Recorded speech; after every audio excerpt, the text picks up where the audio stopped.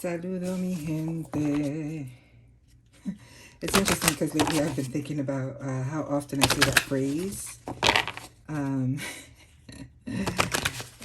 what the words mean, right? To call people your people is to create these connecting links. And in this great collective and matrix, we are absolutely unequivocally all connected. But some of those connections need like filters, need a whole bunch of stuff. So happy full moon, or full moon in Capricorn. It was, last night was amazing. It was a huge ass moon.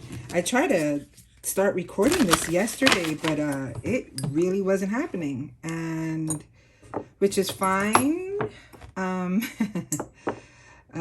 I find myself more and more these days really heeding the what happens and what's not happening, while, you know, attempting not to read into it too much, and at the same time being very clear about what I feel or what I'm sensing. Anyway, so last night was just about me and the moon, the benevolent ancestors and my spirit guides, all of that good stuff. So I am excited to do this reading and to see there's so much going around being said. You know the deal about full moons, this super one, and in an earth sign, all about like systems and structures equally, you know, family. Yeah, I have as per usual, you know, I always support like what are the areas in your life where things are coming up, and that is the place that needs your attention. And so much has come up for me in the past couple of weeks, and this, especially these past 2 weeks. I'm sure if you've been in tune in these portals, you know, and if you don't, well, you know, it's fine. So again, completion, release, also like depending on the cycle you're in terms of, you know, like new moon to new moon, full moon to full moon, whatever your particular preference is, then you know what you need to kind of check into, reevaluate, and allow things to shift in the way they do. A lot of stuff for me has come up around, of course, family with the passing of my dad recently. A lot of interpersonal dynamics around communication and healing and all of that good stuff. Good stuff. Sounds fucking good, but it's challenging. And, you know, one of the things that, why healing as a verb is so important to me is because I recognize that,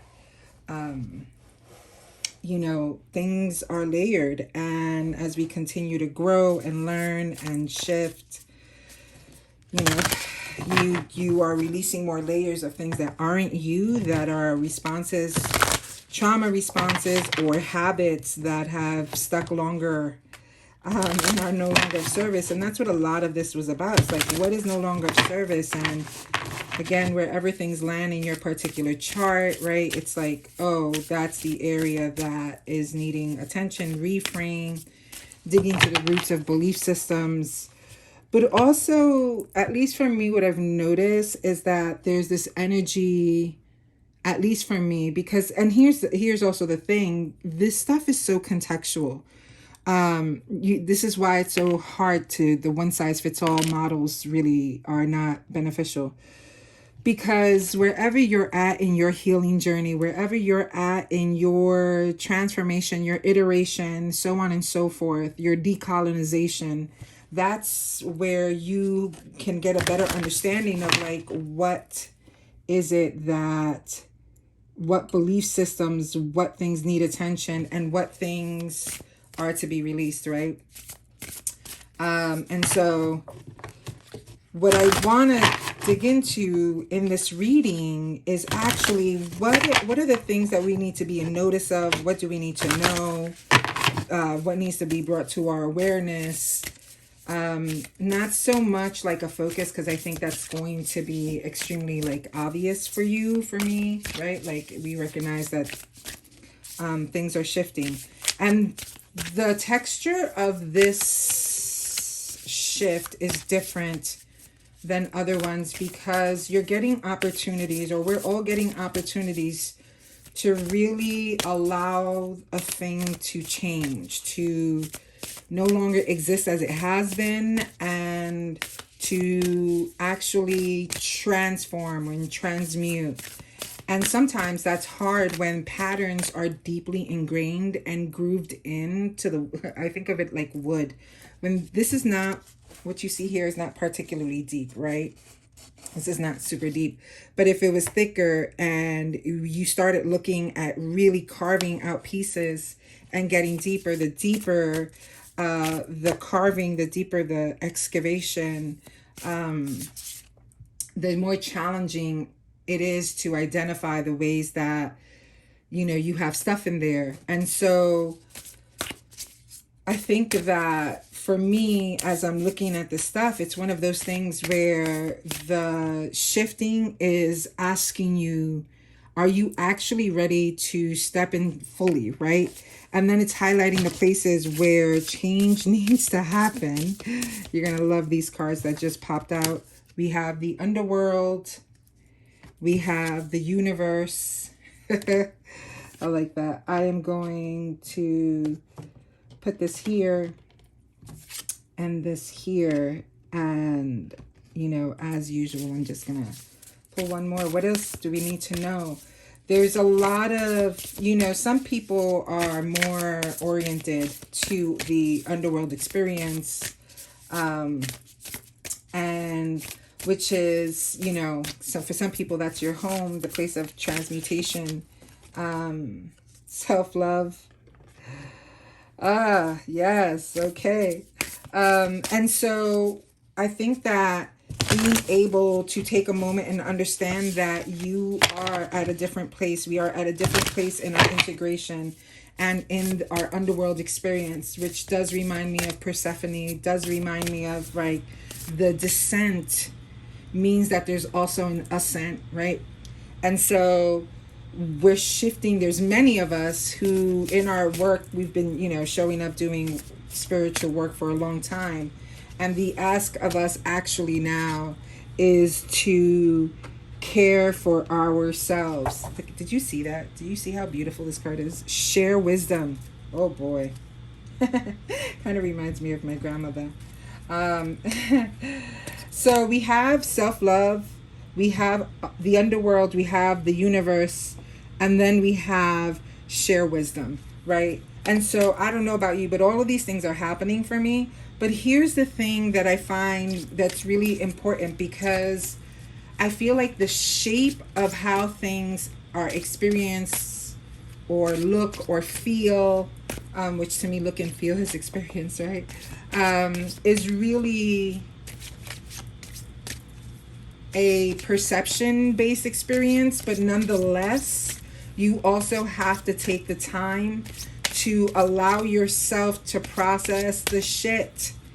I love transmuting, don't get me wrong, but again, and you're gonna hear me say this a lot because it's even in my own energetic experience where so much is about really releasing through, not over, not by, you know what I mean? Like you're really actually sitting with the stuff and you're really moving through it. And rather than ignoring it, rather than dismissing it, rather than trying to soothe it through, you're actually sitting with the pain, sitting with the thing that is needing to be transmuted.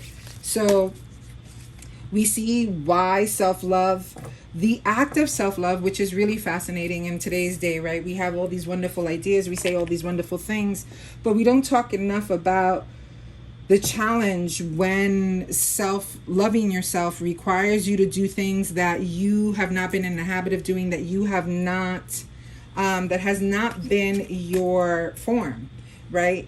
And so depending what area of your life is asking to be noticed, what pattern, what habit, what cycle, then you know that self-love, and that may not look like, you know, the cow gonna take me away things, or it may not look like, haha, self-love may not look like you saying to you, solely centralizing yourself and your own perspective, or solely like, I'm always fascinated by, you know, the idea that we can always be going through something with other humans. And so we're like, you know, I'm setting this boundary, I'm doing this thing, I'm doing that thing. And people generally feel really badass about it. But it's also super challenging, because when you're changing, that means all the dynamics around you change. When you're shifting, when the pattern's being broken, when the generational like survival mechanism is actually being severed, that doesn't go easy in that way. And it doesn't, the impact in your surroundings is not always the easiest, right? Which is why it may be an underworld experience. But you have to understand that really it is about the connectivity and what's needing to be shifted, what's needing to be transformed. Not necessarily entirely transmuted, not bypassed, but really actually move through. And it's not comfortable, and it's not great. But what's going to come out of it, and what is the product of it, as in terms of what the reverberations in life are actually something that will be deeply rooted, so that your life can actually hold the amount of growth and the amount of I want to say blossom and generative energy, right? Like the actual release of your fragrance, your divine incense, your, you know, your expression of the divine, is now going to scale, right? We can go up or we can go sideways, but this journey is really about this. And sharing wisdom is absolutely wonderful. You know, you have to know the difference between channeling and speaking from a place of being in the thing, right? So that's important. But I don't know if you've grown anything at all, right? But what tends to happen when I have a fiddle leaf fig tree, right? It's really beautiful, but it's mostly top heavy. It tends to be some tend to be top heavy, at least mine is. It's coming back, it's looking really beautiful, but I have to support it because it actually doesn't have a large enough base or secure enough vase that I have it in, that it, even if it got heavy on the top, the roots can support it, the vase can support it, the soil can support it. So you have to transform so much of this energy and so much of your rooted systems, and you have to be able to look through them. So this is not a once and done thing. Meanwhile, in addition to that, as this is not a once and done thing and you kind of continue to integrate, it is really about deepening your root system so that your top can hold, right? Your roots can hold your top. And there's a lot of different type of metaphors for that, but it's hard to grow. It's hard to contain a lot of heavy topness when there's not a rooted bottom. That probably is the most basic way of me saying things. So now I'm using the Netivo Oracle deck, which has been exciting to kind of pull it back out. And also the second edition should be coming out next year, so stay tuned. I love this deck, and it's based on the Hebrew Priestess. We have the Netivo, which are pathways and different expressions of that. So we're going to see what we need to know, what do we need to focus on, what is needed, what do we need to hear actually, what's the energy that we're needing. So I am going to, we're about to rock this. Beautiful. I love this. So always look at the bottom. Let's talk about what we have in the center. I love this. Expand your interpretation. Ooh, let me see. Let me get this solidly in front of you. Et at, which is actually like this, the center, the in-betweens. I love that. So expand your interpretation of yourself. Be willing to, this is challenging because there's areas where you think you've gotten a hold of yourself, and then things shift or change. And just when you think you have pulled that piece of yourself back or reintegrated a piece of yourself, the ask is actually to expand your interpretation of yourself, right? Of how you've been, of what you've been, the way you've been, all of the things, who, what, when, where, how, why, all of that good stuff. We have journey deep and far. It's the seeker, Doreshet, which is Doreshet's Hebrew for seeker. And here's the thing. This journey may begin at a place like you're at the beginning when you think you're in the middle or toward the end.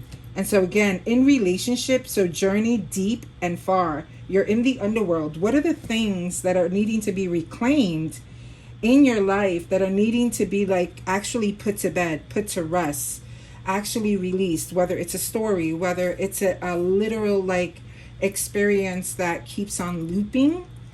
Again, how will you go deeper? So deeper allows us again to thrive outwardly. And what that does for us, it expands our definition, our interpretation of ourselves and who we actually think we are. And there's nothing like the underworld to actually strip you of all your shit. And usually that's the story of Inanna, right? Like Inanna went down, got ripped to pieces, to then be put back together. This process, this metaphor for transformation, this metaphor for shifting is really important.